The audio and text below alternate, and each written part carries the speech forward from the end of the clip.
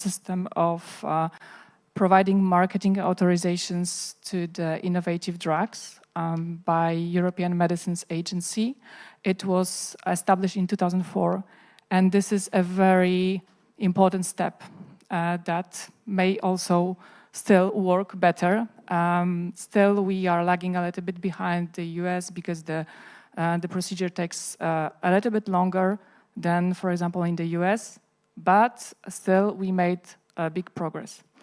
We also made extremely big progress in terms of patenting. Innovative drugs are patented, I believe, all of them.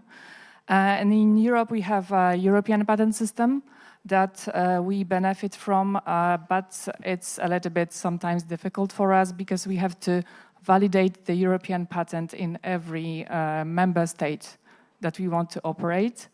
But also now we are going to have the unitary patent system together with the joint jurisdiction.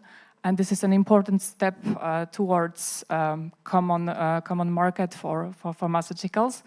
But the only problem is, and here is this small bemol, that not all member states participate in this system. For example, Poland did not subscribe to that. So maybe I will stop on that and then I can develop more, of course. Thank you. Thank you. Thanks, Philippe, for the opportunity to speak on this panel.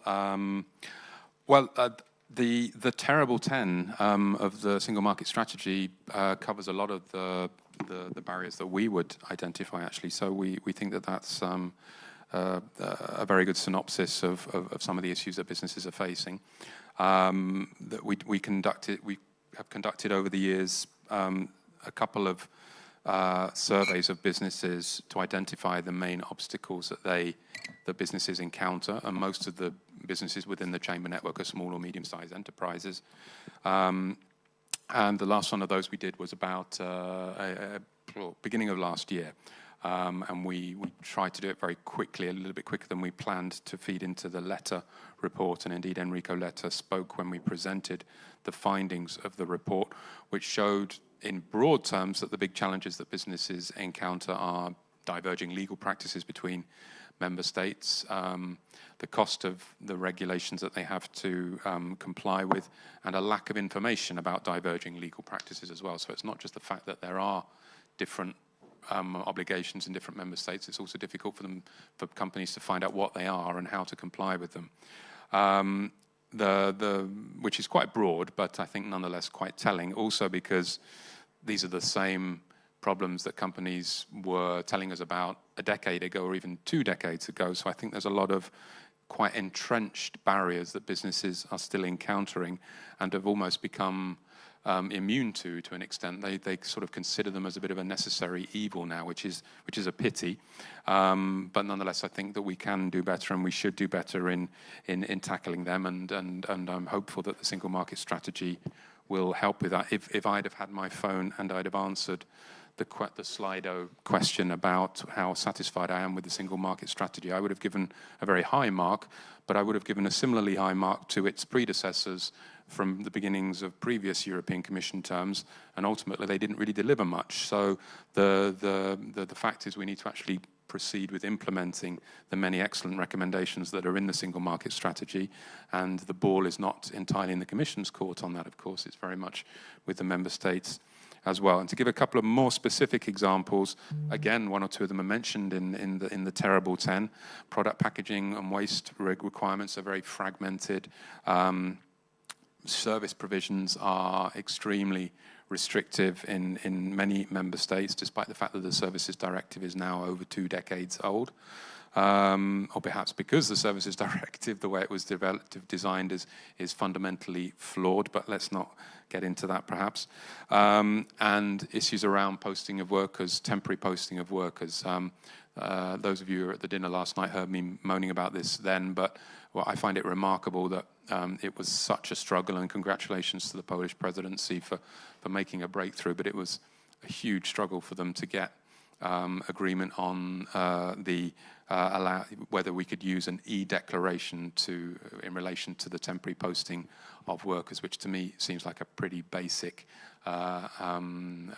tool that should be the standard rather than a voluntary option. So I think that's kind of indicative of some of the problems that we're still encountering and some of the resistance that member states are still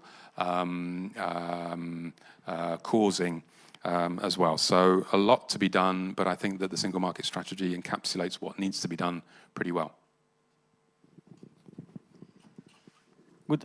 Ben, you summarized it very well. On paper, the document reads well, can be given a high mark, but the proof of the pudding is often in the eating, so that the many barriers can still be lifted.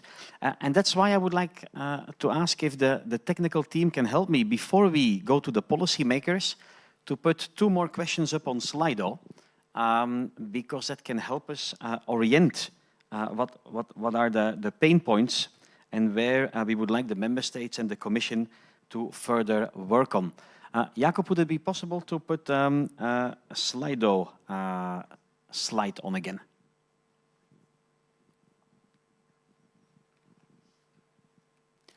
I know I'm quite demanding in switching between the home screen and the Slido questions.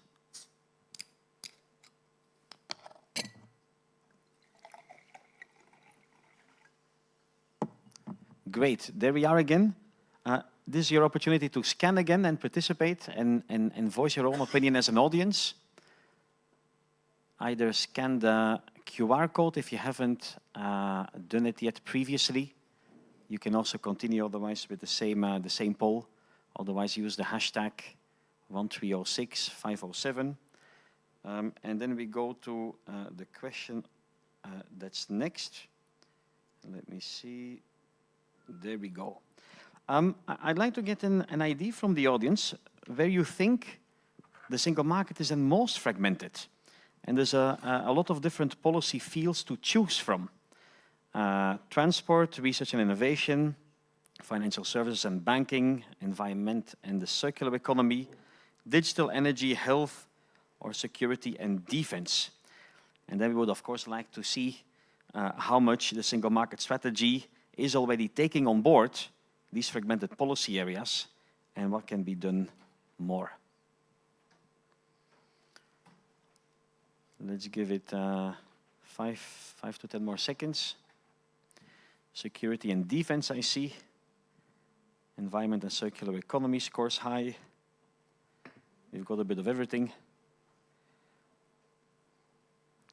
Urszula, you're not voting, but I imagine you would choose for health. Good. Okay. Well, we have a good indication already. So, amongst others, security and defense, environment and the circular economy, but also energy and financial services score highly here in this audience, followed by digital and transport. Then one more question. Let's go to the next one. Which of the 4 freedoms deserves more attention by policymakers? People, goods, services, or capital?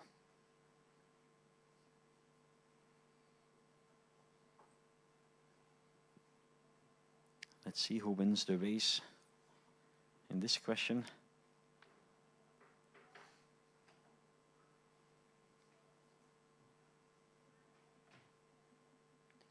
Thank you for your participation and your patience. Okay, please continue voting if you like, but we have a clear winner. Services needs to be tackled more, followed by goods, also capital and people. I'm pleased to see that none of these 4 items received 0 responses, so there remains work to be done in all 4 of the 4 freedoms. And that leads me to you. First Maria, and then followed by Kuba. Maria, as a representative of a member state from the Polish government, how do you see that? You've heard some of the concerns from the business community. You've seen that indeed there's a lot that remains to be done according to the audience in terms of free circulation of services. There's a couple of policy areas which are waiting for more attention from policymakers. How will you pick that up, and what is your evaluation on this? Thank you, Philippe. Dzień dobry, and good afternoon to everybody following this discussion. First of all, I would start with saying that coming back to the foundations of the single market was one of the priorities of the Polish presidency, especially in the area of services. So thank you for your votes. So we are sure that we did a good job, I hope, in this regard. And as the presidency, we organized a lot of discussions on single market, especially on services.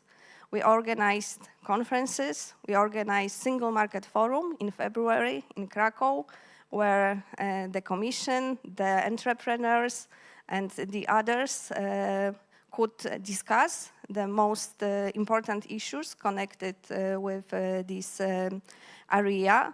We also provided the input to the Commission for preparations of the single market strategy. So from our point of view, we welcome with satisfaction the strategy. The fact that we have the strategy, because maybe some of you could remember, but the last communications connected with single market barriers and enforcement issue were published in March 2020. And we know what happened then. Other issues were more important than single market and the barriers and these problems.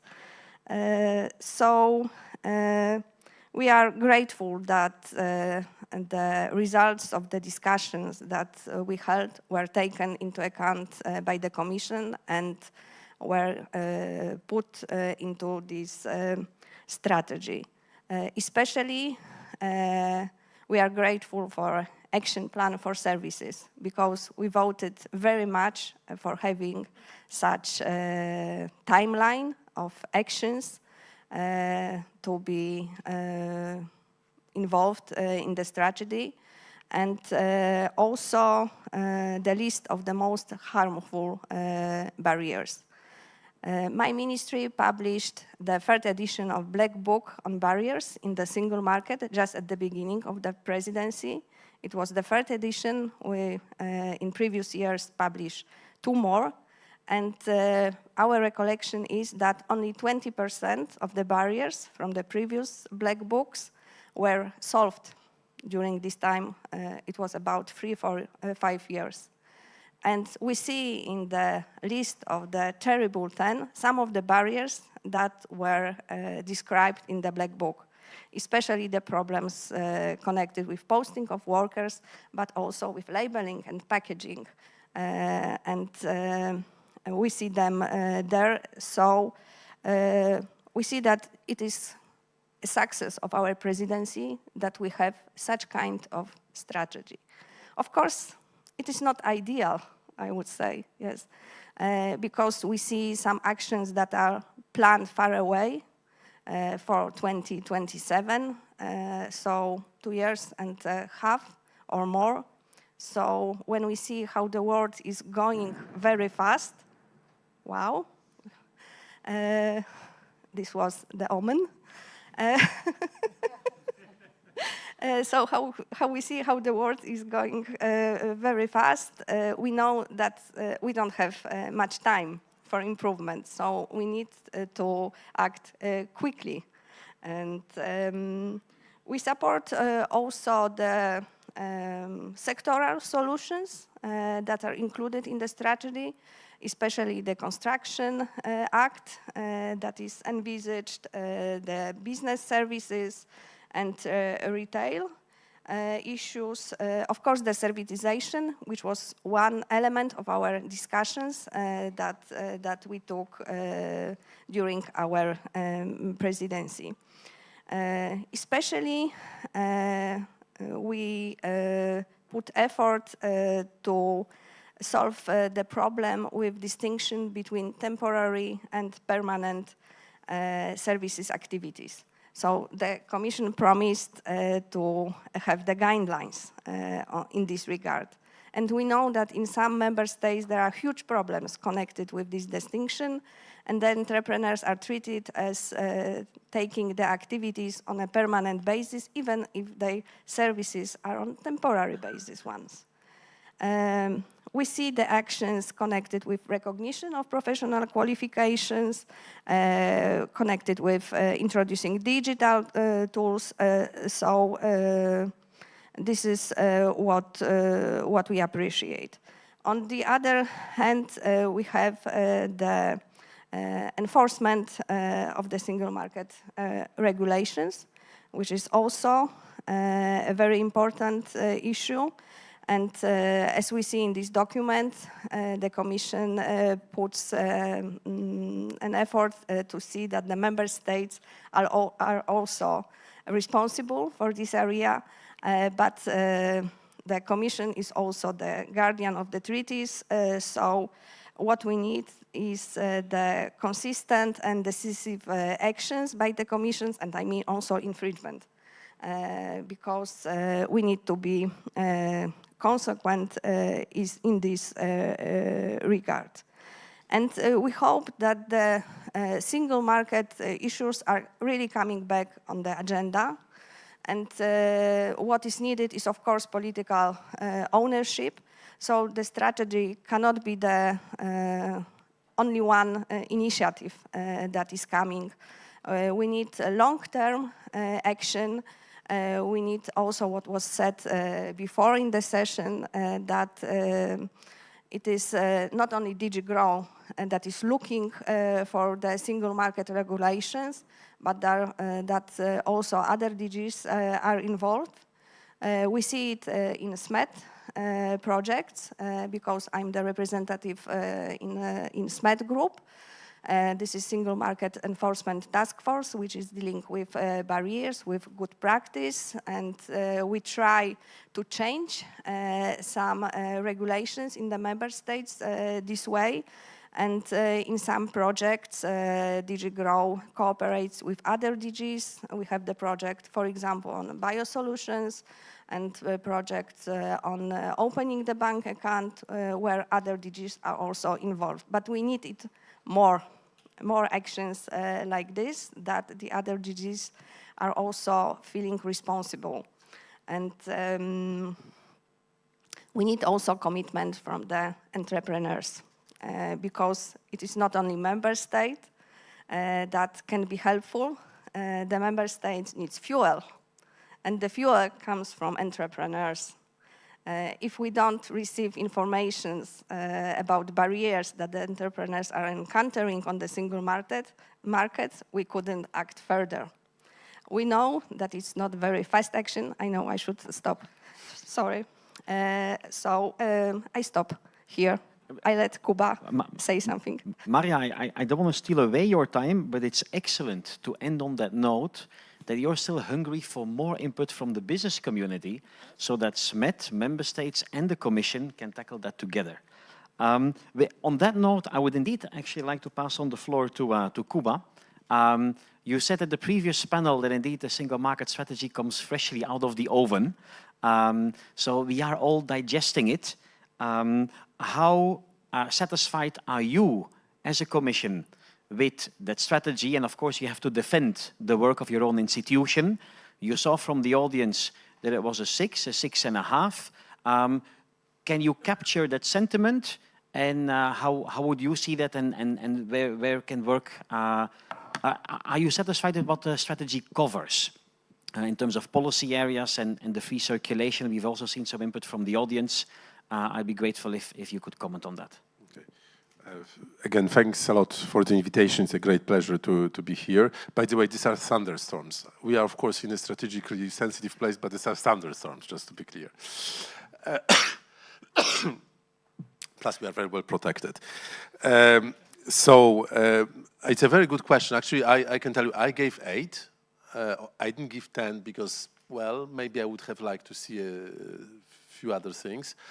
But I think also this discussion makes me realize that, you know, single market is extremely vast area. In fact, we already made a choice. I mean, by limiting the strategy towards there, we don't cover obviously financial markets, which is of course an integral part of single market. We don't cover energy and few other things, which was a deliberate choice, because otherwise, that would be, unwieldy basically, and there is a lot of, other, let's say, elements happening across the Commission.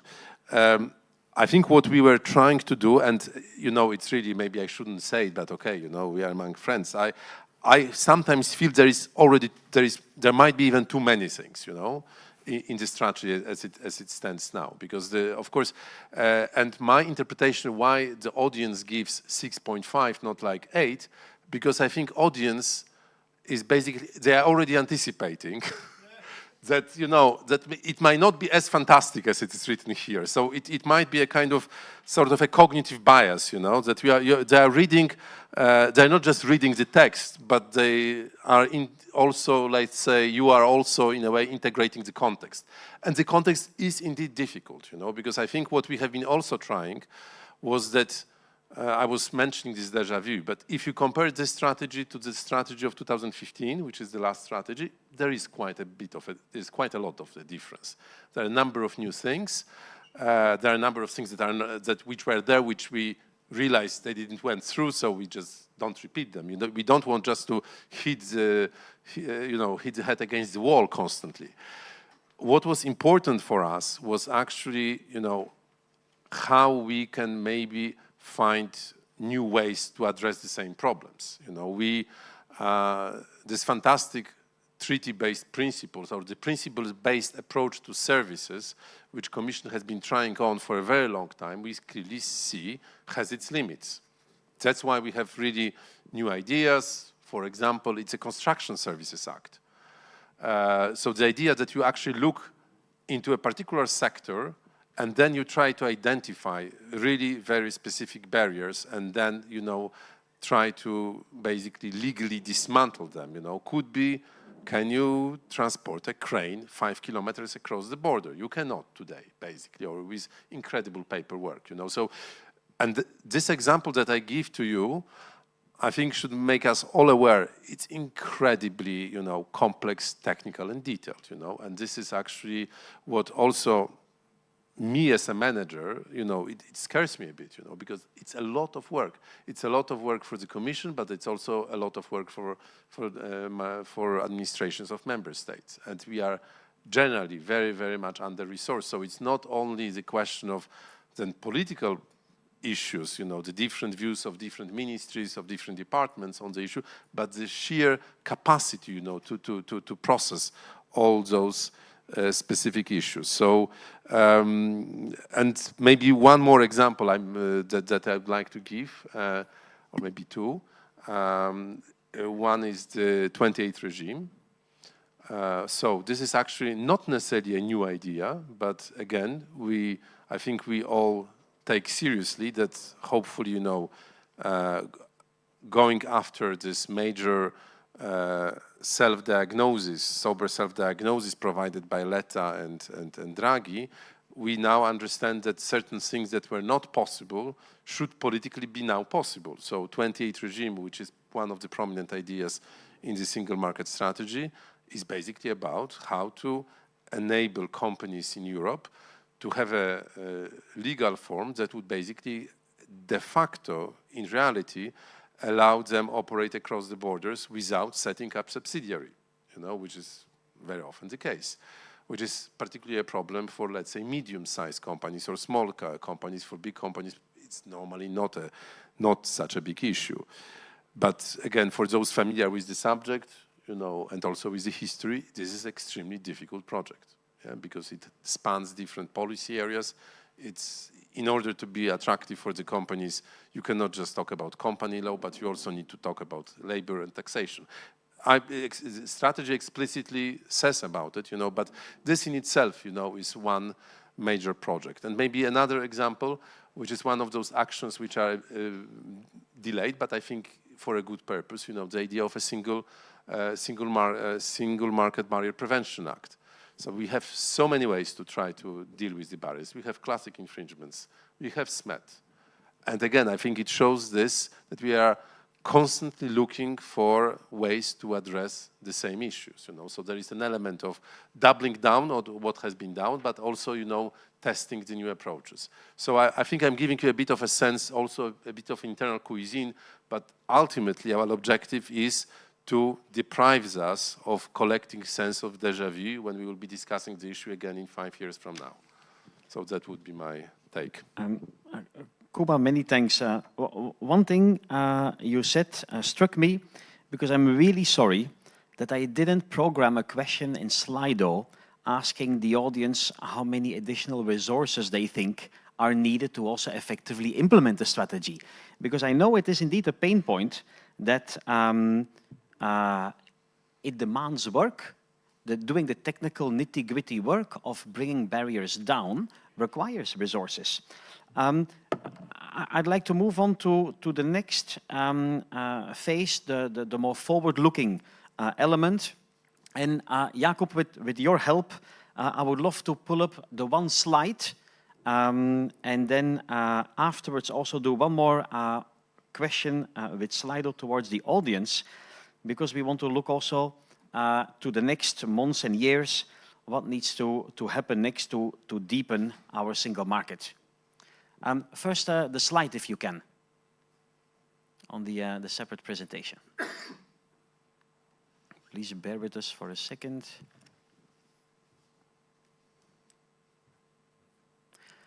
Great. That's the only publicity I will do for ERT, but we actually asked that same question to our CEOs. So 60 CEOs of large multinational European companies. How complete do you think the single market is in all of these 8 policy areas? And please rate it between 0 and 100%. The average score they are giving to the completeness of the single market is 43%. They believe that in transport and research innovation, there was the highest or furthest degree of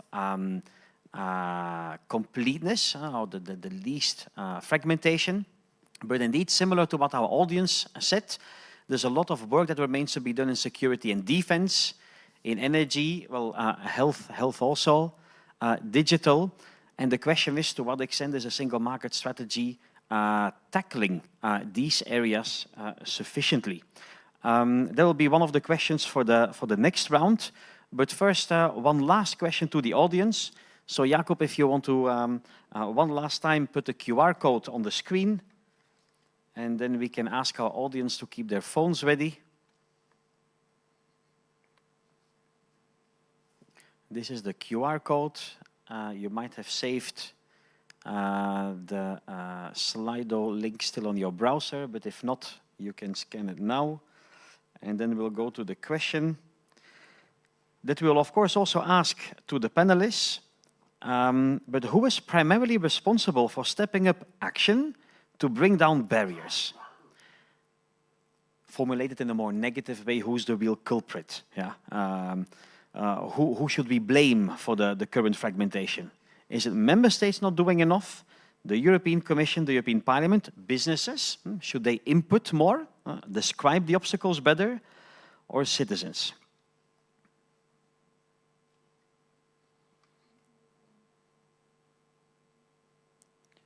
Member states. Member states is what the audience here thinks. Good, the picture is clear. Maria, we will return back to you on that particular question. But first, Urszula and Ben, I'll give the floor back to you.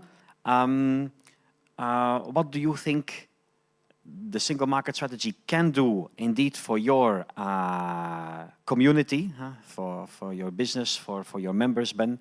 And what lies beyond? What should still be done more by member states, but also by the European Commission? Urszula. Thank you. So firstly, I would say that health was a little bit neglected in the strategy, but of course we understand it's not possible to take into account all areas. But we have dreams, of course, in the pharma industry, and in Poland we say very often that great things do not happen without dreams. So I would share with you our dreams. So this dream is about having more or less the same level of healthcare services in Europe, so that a citizen living in Spain may benefit from the same, for example, diagnosis than as a citizen in Poland. It doesn't, well, it's not the case now, and I think that this is one of the main barriers for the system to develop, because it's not only about drugs. Drugs may reach patients if patients are diagnosed, for example, if they are aware that they are sick or etc. So really the system, the healthcare system is a very big and important point, and it refers very much to this liberty of services in the European Union. So that would be our main dream, but if we come out of the dreams, I would say that very practically in the strategy you deal also with packaging, with labeling, and there is an issue that we are discussing now at the pharmaceutical industry. This is the paper and electronic leaflet that we have in the package of drugs. And these are very intensive discussions. Just yesterday at Coreper, pharma package was partly approved by the Coreper. So there is also some provisions on the electronic leaflet in the pharma package. And what's that? It's just very simple, we would say. It's that when you buy a drug, there is a paper leaflet in it. And this is costly. This is something which may be a barrier to the single market, but also it's counterproductive. So we have discussions if we could change that to the electronic version, that patient may just access from the QR code, or if needed, may ask, for example, the pharmacy to print one. So we are under discussions, but I would say that this could be a very important step for us regarding single market. I think that's a great example of a broader approach that we need to take, which is to step by step to look at very practical issues and try to find solutions to them. In Belgium, every time you buy a medication, of course, your piece of paper is 3 times longer because it has to be in French, Dutch, and German. So the font is about, well, my eyesight's way too poor to be able to actually read what I'm medicating myself with. So that sounds like a very practical idea. And I think my broader point is that we need to work on these things incrementally. There are 1 or 2 proposals in the single market strategy which are kind of shoot for the stars ones, in my opinion. The 28th regime, to me, as you said, we've tried before, and the council has never particularly liked it. I think it's now or never to an extent. You know, we all know the geopolitical context in which we're operating, and the message is very clear from IMF data, which was mentioned in the previous session, and by the Draghi and the Letter report, that we've got to do our homework. We've got to get the single market working, and if we do that, the negative impact of US tariffs will be dwarfed by the positive benefits of a fully operating single market. So we need to work together. We as businesses have responsibilities. I was surprised to see that businesses got off were not blamed at all for any of the barriers. And I think, businesses, maybe they're very good at lobbying, but businesses tell their member states what I think when there's something that they think shouldn't be tampered with, because businesses can be protectionist. Let's be honest. And I think we all need to be conscious of our roles in this. Even within the chamber system, we have discussions about professional qualifications, recognition of them, and I sometimes am not comfortable with that. And I think we all need to sacrifice some sacred cows if we're going to get the single market that we all aspire to. I don't quite know where I'm going with this, but I think you get the message that we need to work together, step by step, and we all need to make a few sacrifices if we're going to achieve what we need to achieve if Europe is to remain competitive. Thank you. We have seen on the slide that mostly member states should take actions concerning the barriers. And this is the reason that the barriers come mostly from the national legislation or from the administrative practices that are in some member states. So this is the reason I understand why the member states were just put on this slide as the primary responsible for this action. Here in Poland now we have the process of deregulation. It's something bigger than simplification.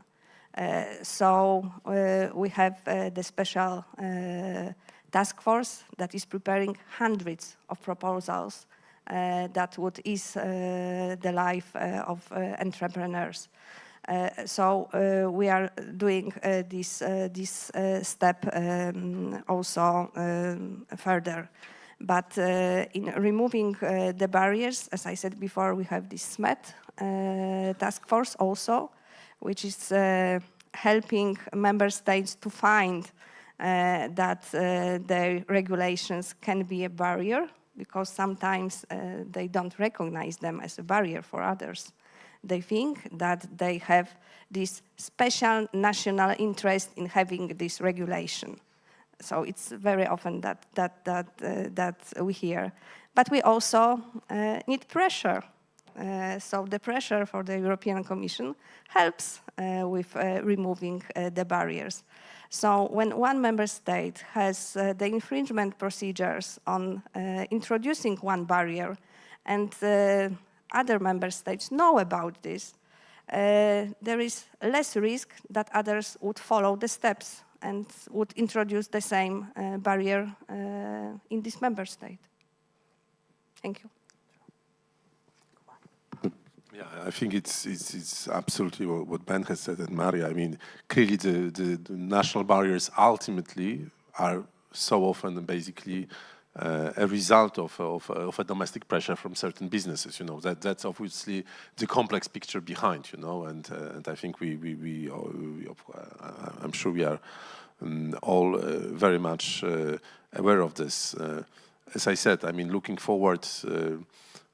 We need basically a steady determination to just basically make sure that, you know, that some of these key pivotal elements of action are really going to go forward, you know. And again, I just this declaration haunts me constantly, because indeed it's almost unbelievable, you know, that with all the context that we had, it was so close, you know, to get it through the finishing line in the council, and not to mention the fact that we would be still having, you know, another phase of the drama in the context of discussions with the parliament. And so, you know, the big question is also that we are all suffering from a sort of delayed reactions. You know, we are reliving the drama of a Polish plumber from 20 years ago, and it's still somehow present there, you know, even though the world is completely different. There are no plumbers at all wherever, you know. So, so I think there is indeed a lot in terms of trying to cut to pass the right messages. And I also want to refer to this, because this issue of labeling is indeed coming in a very prominent manner, and this perhaps indeed is one of these, hopefully not the most difficult, but very tangible, you know, gains. I literally was discussing this matter with the chair of IMCO committee yesterday. You know, when we see we will have a full support from her. For example, she's green, so it's not so kind of straightforward. And this very reasonable compromise which is emerging. You know, that by default it's digital. But at request, you know, a customer, and of course it's not about pharma, it's across the board, but the customer can receive a printed version of the document. You know, sounds so petty, but, you know, if that is really, you know, rolled out, that would be one of these indeed fantastic practical achievements that we would have. And as I said, that would require, I would say, a lot of mobilization. But I would say we need to be very kind of frank and clear, And Ben, again, thanks for picking up this 28 regime, because it almost feels we either do it right or better don't do it at all, Because I recently, changing a bit my responsibility in DG Grow, I discovered that we have a status of a European cooperative as of 2003. So let's say more than quarter century ago, there have been some well-meaning people in the Commission and probably in the outside world who thought, well, in the single market it would make perfect sense to have a European cooperative. The end result was such that as of today, there are less than 200 entities that over the last 20 years have decided to use that form. So probably it was not very useful, So this is, I think, a good and very practical reminder that, that we need to really go for things that ultimately pass the test of being truly useful, and may make a real change. While in the political process, you may go into so many compromises that at the end of the day, they defeat the purpose. So this is something that we should really have in mind, and that's why, the idea of Sherpa that Commission come up with, so how to bring the awareness and maybe also this kind of arbitrage to the highest level in member state, to the prime minister level, this is what we need in order to have meaningful breakthroughs. Because if it remains part of a kind of quite siloed policy, then I think we are still playing the same game. Thank you very much. Time is ticking, and depending on when we want to stop, we have 3, maximum 5 minutes left still. That is maybe just enough for 1 or 2 questions from the audience. Is anybody willing to dare to speak up and address any questions to our panelists? Please. You spoke as well about the last single market strategies. You said as well that you were speaking about the last single market strategies, and I mean, you put it so nicely that you thought that people had chosen the 6 because they had already seen kind of the implementation, or they were thinking about the implementation. What do you think is different about this single market strategy? And I mean, of course, the question, do you think it will be more successful than the last ones? We all hope, I think, that it will be. But I haven't heard an evaluation there from you with regard to that question.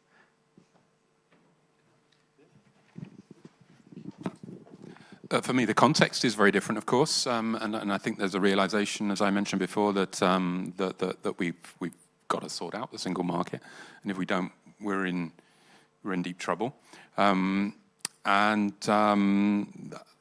The political will seems to be there, at least. Competitiveness, simplification, single market are buzzwords this time, and I think that helps with the momentum, at least on a superficial level. Let's see what happens when we get into council working groups and parliament committees. But there is a will, a political will, and as I said, a geopolitical context, which I hope will make a significant difference. What is lacking, and Kuba touched upon it, is the resources. In the Commission, we need to. Well, it's none of my business how the Commission organises itself, but the way they do organise themselves should reflect what their priorities are. So we need to dedicate adequate resources to these issues around simplification and making significant progress on the single market. And you have our full backing in any efforts that DG Grow pursues to that end. Anybody who would like to add something? It's maybe, again, this is our, I would say, collective hope that this time is different. And indeed, we are trying new approaches. The simplification effort is actually coordinated at the top level of the Commission, so it's not DG Grow. I mean, of course, we are the natural biggest enthusiast of that, but it's really everyone is involved. We have again a completely new way of dealing with omnibuses in the council. Never before, a special committee reporting to Coreper 2, which I think is very difficult for the for people who have been used to the traditional way of doing things. But in a way, it shows this kind of a new momentum, because basically it's somehow like taking the sensitive things out of the hands of in a way of very kind of sectoral experts, just trying to instill a bit this kind of sense of urgency and more and a bigger political picture. So let's hope that this is going to work. And I would say fate of omnibuses is also quite important kind of test whether we are in this indeed new whether this new context, these declarations translate into practice. Thank you. I see on the timer still 5 minutes left maximum. Any other questions from the audience? Nobody else? Otherwise, happy to extend a second opportunity to the gentleman here in the front. Please, go ahead. It's your lucky day. Thank you very much. I really like the discussion so far. There's one thing that I haven't heard at all, and this is the topic of standardization. I'm asking this because it's one of the key topics that I work on, and currently, for those of you who are not familiar with the weird Melamed case and the IC and ISO going to court against the Commission over them having offered harmonized standards with their content to people who asked for them via Regulation 1049.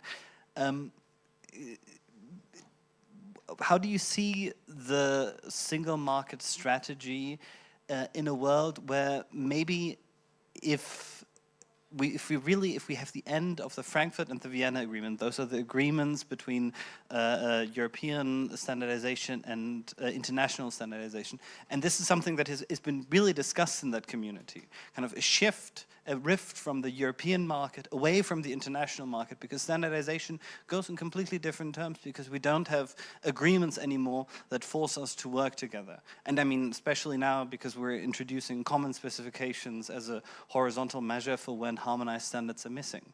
I mean, how do you see this in the context of the current single market strategy, when we might lose the international market because of the way things have been going? To whom would you like to address the question? To whomever, I mean, to the Commission maybe, because they have been, of course, the ones in legal disputes with now ISO and IUC. Maybe I'm also curious to what Ben says about this issue. You lost me on standardization. It's such a dull thing, but it's unfortunately so important. Listen, no, the point is, it's definitely not a dull. It's a fascinating subject, but I will not be able to go really much into detail. As you know, we have this new standardization strategy. There is this very painful case and its implication. It is mentioned in the strategy, but it's one of the terrible 10. What can we do to accelerate things? Then there is a commitment to review the standardization regulation next year. So I would say this will go hand in hand with review of NLF. But I will not be able to tell you, to give you a very sort of, precise response to what you ask for. So I'm a bit out of my depth. But I saw Sophie Miller, who is around, not in this room, but in the European Industry Day. So talk to her. She will tell you the latest, even though she's no longer responsible, but she's definitely familiar enough because she changed this job a couple of months ago. But this is not. We are fully aware of the importance of the standardization. Again, that links also to the economic security, the fact that Europe, which has such a strong primary role, this role has been challenged increasingly, and we need to adapt to that. Maria, you wanted to add an... Just to end the discussion, I would add that since we have the strategy, now the implementation and the monitoring of implementation of this strategy is vital if we don't want to have this strategy just another document that was put aside after some months, we need the monitoring and coming back again and again on political just congregations, proceedings, and what Kuba said before in the plenary, keeping this single market spirit. So we need the fire, just put the fire again and again, the wood to it, to have it still ongoing. That's what we need at the moment. Thank you. Maria, that was an excellent conclusion. Thank you for doing so. I wanted to thank the audience for your interest and your time to discuss yet again the single market today. From ERT, I want to thank you all for your contributions, and we go home with that joint responsibility from the business community to feed the policymakers with obstacles, from the member states to do their homework and to indeed bring down the barriers, and for the Commission to lead, hopefully with more resources, but indeed also to lead and to, via the monitoring that Maria described, make sure you hold everybody accountable and that you also take in the input from the business community so that many more policy areas can be tackled and the free circulation of goods, services, people and capital can really get another boost in the coming 5 to 10 years. Thank you very much.